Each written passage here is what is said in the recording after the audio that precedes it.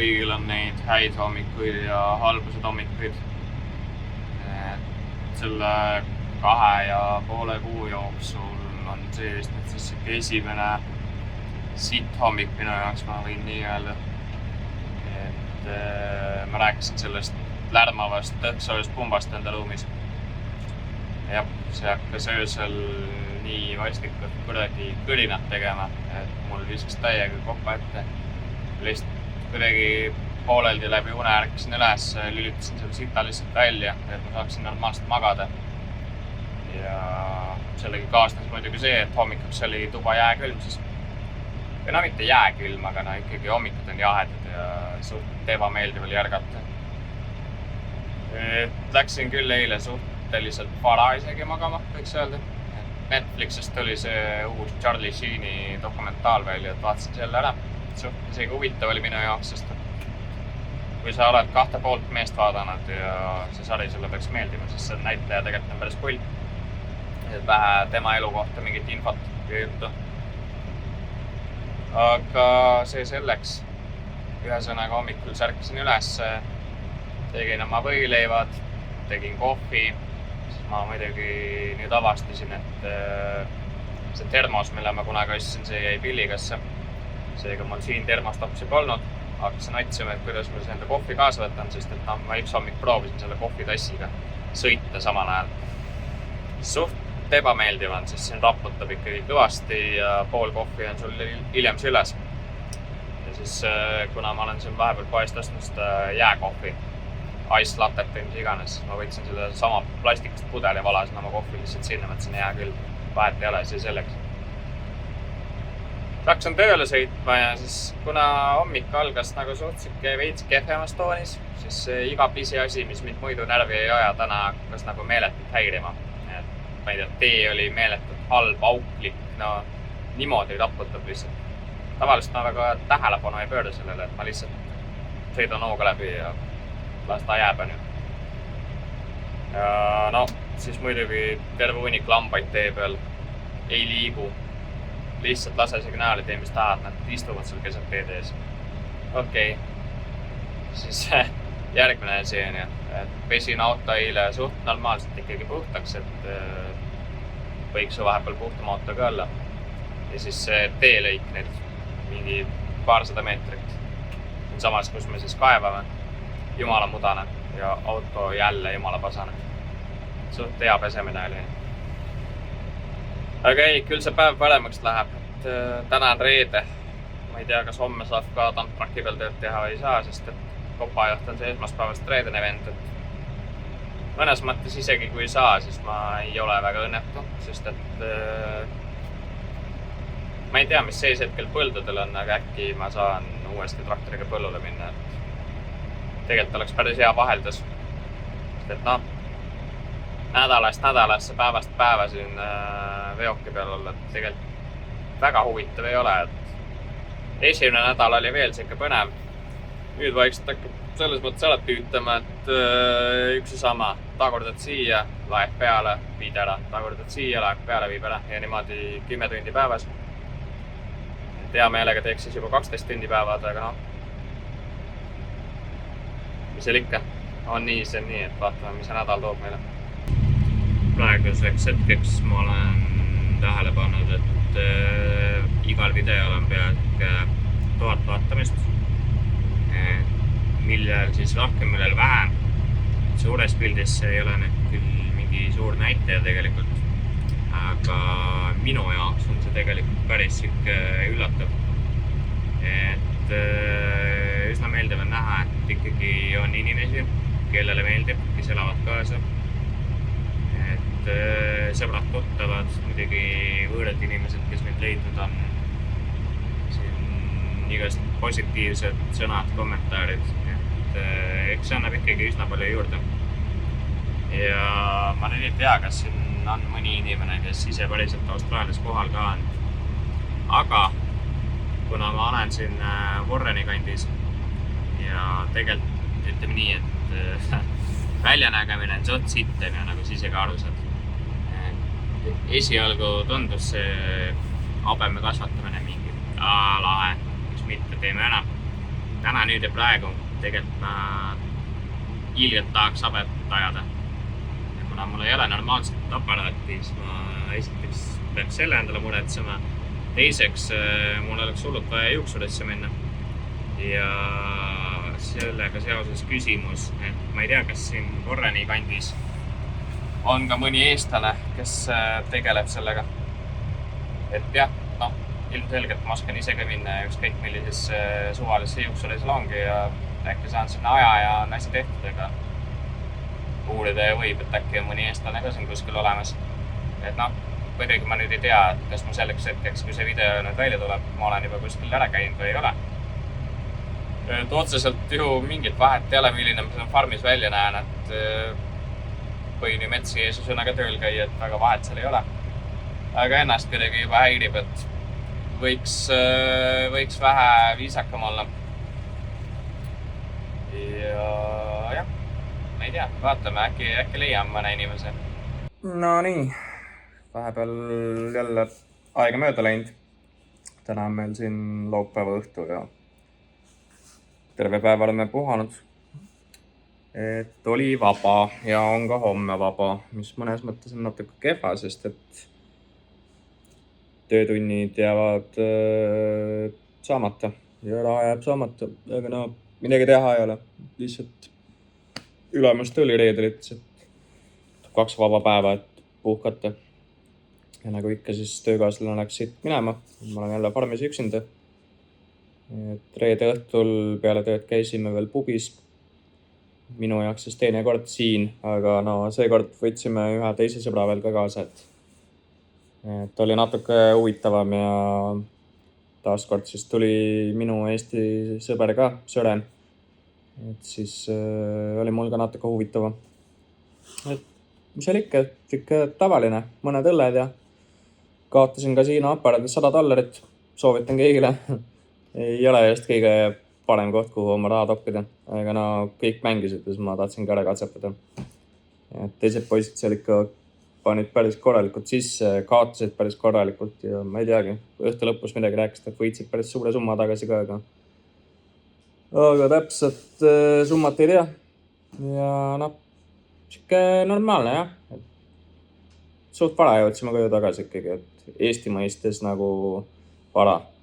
Et Eestis tavaliselt, kui sa läksid välja, siis jõudsid alles hommikul kunagi, ma ei tea, mis kell koju. Et siin me läksime mingi 6 minema ja kas 12 öösel või pool 1 midagi siukest olime tagasi ja oligi juba kõik. Siin inimesed lähevad suht varakult sinna pubisse ja tulevad suht vara ära ka, et erinemused. Aga jaa, täna käisin Tubos ise ka siis esimest korda, pole enne käinud. Et suht pikk sõit oli. Võib-olla mingi normaalse autoga oleks ta sõitu mõnusam teha, aga mina sõitsin selle kuradi Oldeni kastikaga ja see on nagu suht vastik auto. Kurta ei saa, vähemalt ma saan sõita ja liigelda, aga ega ta hea ei ole. Ja käisin siis, ostsin endale mingeid riideid, ostsin endale tööpükse, jalatseid, sest et mul siin oli 2 paari jalatseid üldse Austraalias. Mul olid need tossod, millega ma Eestist tulin ja siis need saapad, mis ma ostsin, aga ma ei tea, tahtsin lihtsalt midagi veel ja siis ma ostsin need kauboi stiilis siuksed saapad, mida siin kõik kannavad. Et ma valisin muidugi need lühemad, et ma neid pikkast ei tahtnud nagu teistel on, aga tunduvad päris siuksed normaalsed. Ja ostsin selle ka, habemajamisaparaadi. Et nüüd näen natuke inimese moodi rohkem välja ja kui veel juuksuris ka ära käiks, siis oleks täitsa inimese moodi, et jah, ma ei teagi, kuna homme on ka vaba, siis ma ei oska selle ajaga mitte midagi siin peale hakata, et ja senikaua, kuni muu see internetividin tuleb, mis seda wifi võrku võimendab, siis ma olen köögis õhtuti olnud, sest et siin on see suur telekas, ma ei tea, mingi 75 tollik või. Ja siin on kiire internet ja saab siin vedeleda. Praegu muidugi päris sassis ja must siin igatepidi ja need on need kotad, mis ma endale ostsin. Vähe naljakad on, aga kusjuures jalas on nagu räigelt mugavad, peaks mainima. Ja mul peaks üks paar siukseid sarnaseid kuskilt veel tulema. Mingi siin pubi meeleolus tellisin netist, sest et töökaaslane soovitas. Ja Austraalia kohalik õlut ka. Cart and Dry. Minule täitsa maitseb, et teine on Great Northern vist, mis mulle ka isiklikult meeldis. Aga homseks on vist see tegevus, et tuleb seal läbused ära koristada.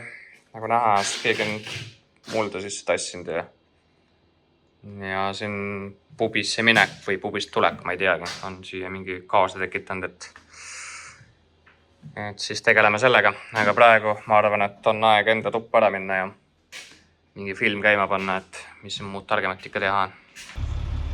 Kõige hullem on praegu see, et kuna siinpool ei ole mul ruumi, et ümber pöörata, siis ma pean terve selle tee tagurdama. Tegelikult see on suht tüütu tegevus lõppude lõpuks. Teisel pool on nii palju rohkem ruumi, et seal saab nagu ümber normaalselt pöörata. Aga siinpool mitte. Ja kõige naljakam on see, et me oleme 3 nädalat seda kaevanud sinna teinud ja me ei ole isegi veel poole peal. Et noh, kuskil seal on see, kus me praegu oleme ja nüüd, kui me selle ka veel ära teeme, siis me oleme ilmselt poole peal alles. No nii, hetkel teeme väikse lõunapausi. Ja siis jätkame tööga.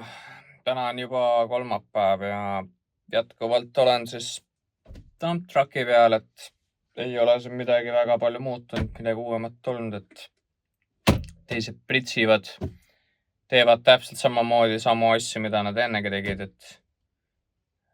et kui nii, siis nii. No, hetkel võiks öelda, et võib-olla nüüd oleme juba poole peal. Või siis päris mitte. Ma ei teagi, kas ma nüüd pean kuni tõesti harvesti hooaja alguseni seda tegema siin. Ja alles siis saan minna kuskile mujale muutud tegema või saan varem, eks paistab. Ei oskagi öelda. Aga kui nüüd näiteks sina või sinu sõber või sinu sõbra sõber on tööd otsimas New South Walesis, siis meie farmil on hetkel 3 vaba töökohta. Muidugi hooajaks, aga ma usun, et kui keegi tahaks kohe tulla, saaks kohe ka. Et oktoobri keskel muidu hakkab pihta. Ja suht siuke normaalne, et elamine on tasuta ja kõik muu ka, et farmi kodulehe peal vist on kogu see info ja kuulutus üleval. Ma panin Facebooki mingisuguse screenshoti ka erinevatesse gruppidesse, et mõned inimesed on juba kirjutanud ja uurinud, aga no näis, kes meil siis tuleb ja kas tuleb. Et muidugi lahe oleks, kui mõni eestlane veel peale minu siia satuks. Aga no suures pildis väga vahet ei ole, et kes see mis. No vot, elu vaja ikka huvitavaks elada, kuna siinpool kraavi ääres on see muda eriti märg ja siuke tatine. Ja ma täna siis teen seda, et ma vean seda vanadele hunnikutele peale, et ma ei peaks nii palju laiali seda jama ajama. Aga tekkis siuke olukord, et ma tagurdasin sinna vana hunniku sisse, kallutasin uue peale, aga see uus kõik valgus mul ratast alla niimoodi, et ma jäin normaalselt kinni sinna. Ja noh, uus ratast lükkasin kõik lukud sisse, mitte midagi, mingi konkreetselt 15 minutit nikerdasin seal edasi-tagasi ühele poole, teisele poole. Lõpuks kuidagi pääsesin liikuma. Kopajuht juba mõtles, ta tuleb aitab mind kuidagi, aga meil pole mingisugust köite kasse ka. Et noh, jah, kas ta oleks mind sealt kätte saanud, ma ei tea. Aga läks hästi, et enam nii kaugele ei tagurda. Et huvitav vähemalt, mis seal ikka. Masin huugab täiega. Õues on siuke 30 kraadi sooja. Aga temperatuurid on isegi päris okeid, et liiga kuumaks ei ole läinud. Ja ega see pole enam tööpäeva lõpuni palju minna ka, et lõpetame varsti ära ja homme jälle. hetkel siis olukord selline. Oi, perse. Vabandust. Aknast on normaalselt seda kuradi jama sisse lennanud ja terve mu jope mudaga koos. Aga millest ma rääkida tahtsin on see, et olukord selline.